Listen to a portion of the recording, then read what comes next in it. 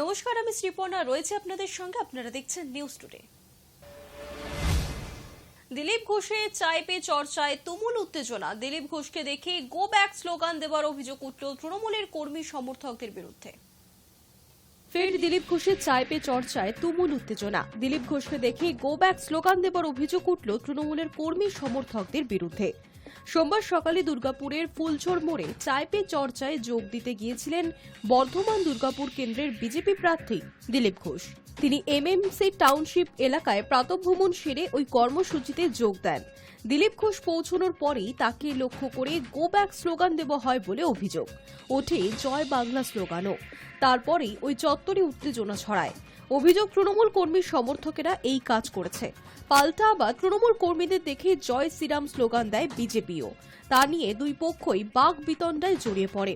New township থানার police পৌঁছে পরিস্থিতি সামাল দেয়। তৃণমূল এবং বিজেপি কর্মীদের মধ্যে ধস্তাধস্তি শুরু হয়ে যায়। কেন্দ্রীয় বাহিনীর জওয়ানেরাও দিলীপ ঘোষকে ওই জায়গা থেকে সরিয়ে নিয়ে যান। বিজেপি কর্মীদের সঙ্গে ভাইপো চোর পিসি চোর, তৃণমূলের সকলেই চোর এমনই স্লোগান দিতে দিতে এলাকা ছাড়তে দেখা যায় দিলীপ ঘোষকে। এলাকায় আসে তখন বিশাল পুলিশ বাহিনী। দুই দলের ধস্তাধস্তি থামাতে হিমশিম খেতে হয় দুর্গাপুর নিউ টাউনশিপ থানার পুলিশকে। পুলিশকে ঘিরেও চলে বিক্ষোভ। পরে বিজেপি কর্মীরা থানা ঘেরাও করে বিক্ষোভ দেখান। দিলীপকে লক্ষ্য করে যারা স্লোগান দিয়েছিলেন বলে অভিযোগ, তাদের বক্তব্য তারা কেন্দ্রীয় সরকারের বিরুদ্ধে বঞ্চনার অভিযোগ নিয়ে দিলীপ ঘোষকে নালিশ জানাতে এসেছিলেন, কিন্তু বিজেপির প্রাক্তন রাজ্য সভাপতি নাকি তাদের সঙ্গে কথা বলতে চাননি। দিলীপ ঘোষের অবশ্য মন্তব্য, তৃণমূলের দোকান বন্ধ হয়ে যাচ্ছে, সেই জন্যই ওদের কিছু মহিলা এসেছিলেন ঝামেলা করতে, আর কিছুই করতে পারবেন না। বেশ কিছুক্ষণের চেষ্টায় পরিস্থিতি স্বাভাবিক হয়। ততক্ষণে অবশ্য ওই এলাকা ছেড়ে চলে যান দিলীপ ঘোষ। এর আগেও একাধিকবার ভোট প্রচারে বেরিয়ে গো ব্যাক স্লোগান শুনতে হয়েছে বিজেপি প্রার্থীকে। এই ঘটনার প্রতিবাদে ক্ষুব্ধ বিজেপি কর্মীরা নিউ টাউনশিপ থানা ঘেরাও করে। Hi news Network. কেন্দ্রীয় মন্ত্রী শান্তনু ঠাকুরের বিরুদ্ধে এবার শারীরিক নিগ্রহের অভিযোগ তৃণমূলের রাজ্যসভা সাংসদ মমতা বালা ঠাকুরের। কেন্দ্রীয় মন্ত্রী শান্তনু ঠাকুরের বিরুদ্ধে এবার শারীরিক নিগ্রহের অভিযোগ তুললেন তৃণমূলের রাজ্যসভার সাংসদ মমতা বালা ঠাকুর। মতুয়া ধর্ম মহামেলা চলাকালীনই রবিবার রাতে ধুন্ধুমার কাণ্ড বাধে গাইঘাটার ঠাকুরনগরে মতুয়া ঠাকুর বাড়িতে। বনগাঁর বিজেপি প্রার্থী শান্তনু ঠাকুরের বিরুদ্ধে তালা ভেঙে মতুয়াদের প্রয়াত বড়মা বীণাপানি দেবীর ঘরের দখল নেবার অভিযোগ উঠেছে। মমতা বালার দাবি, বড়মার ঘরে ঢোকার সময় তাকে এবং তার মেয়েকে ধাক্কা মেরে ফেলে দিয়েছেন শান্তনু ঠাকুর। তৃণমূল সংসদের কটাক্ষ, প্রধানমন্ত্রী নরেন্দ্র মোদী যেখানে নারীর সশক্তিকরণ নিয়ে নানাবিধ দাবি করে থাকেন, সেখানেই তারই পরিবারের সদস্য এক মহিলার উপর অত্যাচার করেছেন। দেশে বিজেপি শাসনকালে একজন রাজ্যসভার সাংসদের উপর যদি এমন অত্যাচার হয়, তাহলে সাধারণ মহিলাদের কি অবস্থা হতে পারে আগামী দিনে, সেই প্রশ্ন তুলেই আশঙ্কা প্রকাশ করেছেন মমতা বালা। উল্লেখ্য, 2019 সালে প্রয়াত হন বীণাপানি দেবী। ঠাকুর বাড়িতে যে ঘরে তিনি থাকতেন, সেই ঘরেই রবিবার রাতে দলবল নিয়ে শান্তনু ঠাকুর চড়াও হন বলে অভিযোগ উঠেছে। দাবি, শাবল হাতুড়ি দিয়ে তিনি নিজেই তালা ভাঙেন। পরিবারের আরও কয়েকজন ছিলেন তার সঙ্গে। বীণাপানি দেবী বেঁচে থাকাকালীন তার পাশের ঘরে থাকতেন ঠাকুরবাড়ির বড় বৌমা মমতা বালা ঠাকুর। বর্তমানে তিনি থাকেন বীণাপানি দেবীর ঘরটিতেই। তার অভিযোগ, বড়মা বীণাপানি দেবী নারী সমাজে সর্বোচ্চ স্তরে ছিলেন। তাকে সকলে বড়মা বলে পুজো করে। মোদীর পরিবারের সদস্য শান্তনু ঠাকুর জুতো পায়ে লাথি মেরে তালা ভেঙে বড়মার ঘরে ঢুকে আমাদের উপর অত্যাচার করেছে।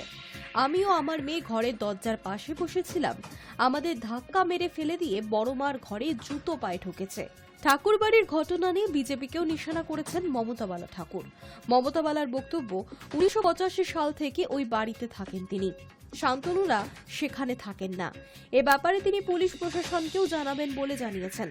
রবিবারই বনগাঁর পুলিশ সুপার দীনেশ কুমার বলেছেন, অভিযোগ পেলে বিষয়টি খতিয়ে দেখা হবে। ঠাকুরবাড়ির ঘটনা নিয়ে সরব হয়েছে বাংলার শাসক দল তৃণমূলও। তাদের বক্তব্য, শান্তনু ঠাকুর তার দলবল নিয়ে বড়মার ঘরের দখল নেওয়ায় সারা রাত বাইরে কাটাতে হয়েছে মমতা বালা এবং তার মেয়েকে।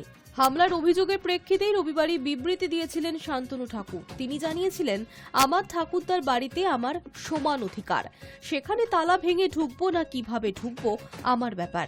একটা ঘরে উনি থাকুন, অন্য ঘরটি আমরা বুঝে নিয়েছি। মমতা বালা ঠাকুর পুরো বাড়িটাই দখল করে রেখেছিলেন।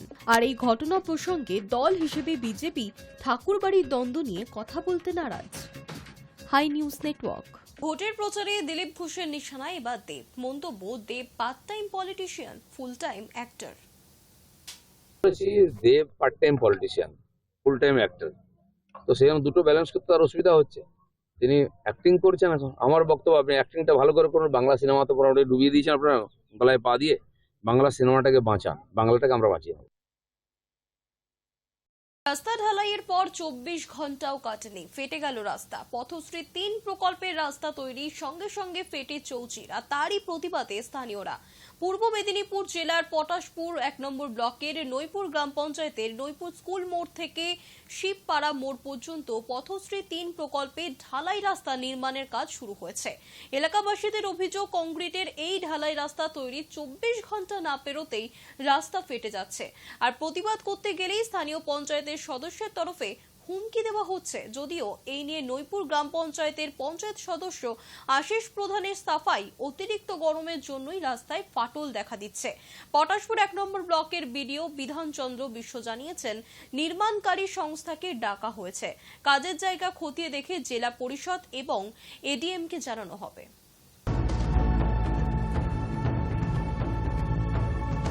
যিনি রাস্তাটা করছেন বা যিনি করাচ্ছেন, সবার কাছে আমার বিনীত নিবেদন যে সরকার যে পয়সাটা খরচা করছে সেটা অরিজিনাল কাজে লাগুক। কেননা কালকে সন্ধ্যা 6টার সময় ঢেলে দিয়ে গেছে, আজকে সকাল 6টার সময় যখন আমরা উঠে দেখি রাস্তা ফেটে গেছে। জয়েন্ট ছাড়াও সাইডে আরও মাঝখানে ফেটে গেছে। তাই জন্য কন্ট্রাক্টরকে বলতে আমাদের হুম্বিচুম্বি অনেক দেখালো। পঞ্চায়েত সদস্যকে বললাম, তিনিও অনেক হুম্বিচুম্বি দেখাচ্ছেন। আমাকে বলছে কেন মিডিয়া ডাকবি। আমি বলছি যে যেটা কাজ হচ্ছে সেটা অরিজিনাল কাজ হোক। আমরা কাজ বন্ধ করতে চাইছি না, আমরা কাজের পক্ষে। কিন্তু পাইলেন দিয়েছে সাইডে, দেখুন এখনও পাইলেন আছে, এক হাতের মাথায় খুঁটি দিয়েছে, একটা করে টিন দিয়েছে। 3 ফুট উচ্চতা আছে, মানে গভীরতা আছে। সেখানে 2 ফুট টিন দিয়েছে, 1 ফুট ফাঁকা আছে। মাটি 1 ফুট দিয়েছে, 2 ফুট নিচে ফাঁকা। আমরা এটা অরিজিনাল কাজের জন্য আমরা প্রতিবাদ করছি, আমরা আর কিছু চাই না।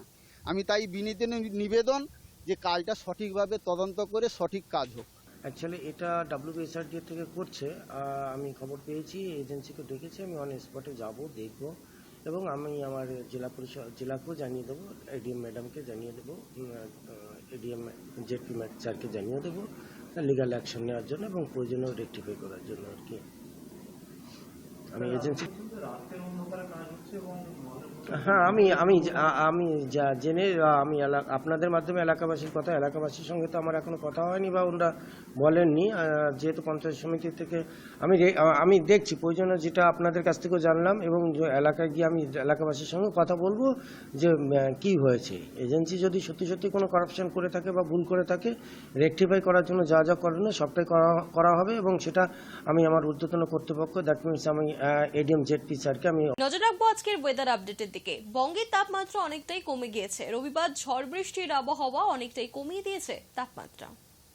সকাল থেকেই মেঘলা আকাশ, তাপমাত্রাও নেমে গিয়েছে অনেকটাই। দুদিনে 11 ডিগ্রি কমেছে কলকাতার তাপমাত্রা। গ্রীষ্মের আগেই তাপের দাপটে নাজেহাল হয়ে উঠেছিলেন বঙ্গবাসী। দক্ষিণবঙ্গের অনেক জেলায় তাপমাত্রা ছাড়িয়ে গিয়েছিল 40 ডিগ্রির গণ্ডিও। আর সেই পরিস্থিতিতে রবিবার ঝড় বৃষ্টির আবহাওয়া তাপমাত্রা কমিয়ে দিয়েছে। আগামী কয়েকদিনে গরম আরও খানিকটা কমতে পারে বলে জানাচ্ছে হাওয়া অফিস। সোমবার সকালে কলকাতার সর্বনিম্ন তাপমাত্রা হয়েছে 25.9 ডিগ্রি সেলসিয়াস। রবিবার কলকাতার সর্বোচ্চ তাপমাত্রা ছিল 30 ডিগ্রি সেলসিয়াস, যা স্বাভাবিকের থেকে 5 ডিগ্রি কম। রাজ্যের অন্য কোথাও সর্বোচ্চ তাপমাত্রা স্বাভাবিকের থেকে এত কমেনি রবিবার। আলিপুর আবহাওয়া দফতরের পূর্বাভাস অনুযায়ী সোমবারও দক্ষিণবঙ্গের জেলাগুলিতে বৃষ্টির সম্ভাবনা রয়েছে। উত্তর 24 পরগনা, দক্ষিণ 24 পরগনা, পূর্ব মেদিনীপুর, পশ্চিম মেদিনীপুর, ঝাড়গ্রামে হালকা থেকে মাঝারি বৃষ্টি হতে পারে। কলকাতা সহ দক্ষিণের বাকি জেলায় হালকা বৃষ্টির পূর্বাভাস রয়েছে সোমবার। আগামী শুক্রবার পর্যন্ত দক্ষিণবঙ্গের বিভিন্ন জেলায় বিক্ষিপ্তভাবে বৃষ্টির পূর্বাভাস দিয়েছে হাওয়া অফিস। মঙ্গলবার থেকে কলকাতায় আবহাওয়া শুকনো থাকলেও ভিজতে পারে পশ্চিম বর্ধমান, বীরভূম, মুর্শিদাবাদ এবং নদিয়া। তবে বৃহস্পতিবার থেকে বৃষ্টি আবারও বাড়বে। বৃহস্পতিবার এবং শুক্রবার দক্ষিণের সবকটি জেলায় বৃষ্টির সম্ভাবনার কথা জানিয়েছে হাওয়া অফিস। ক্যালেন্ডারে বৈশাখ মাস পড়ার আগেই গ্রীষ্ম ঢুকেছে বাংলায়। গত কয়েকদিনে জেলায় জেলায় তাপমাত্রা বাড়ায় তৈরি হয়েছে তাপপ্রবাহের পরিস্থিতি। আর তার মাঝে রবিবার বিভিন্ন জেলায় বিক্ষিপ্তভাবে ঝড় বৃষ্টি হয়েছে। তাতেই গরম থেকে কিছুটা রেহাই পেয়েছেন সাধারণ মানুষ। হাওয়া অফিস জানাচ্ছে, সোমবার কলকাতায় সারাদিন আকাশ মেঘলা থাকবে। বিক্ষিপ্তভাবে হতে পারে ঝড় বৃষ্টিও। আগামী দুদিনে আরও 4 থেকে 5 ডিগ্রি কমতে পারে তাপমাত্রা। Hi news Network. News today এখনকার মতো এই পর্যন্তই। দেখতে থাকুন হাই নিউজ নির্ভীক নিরপেক্ষ।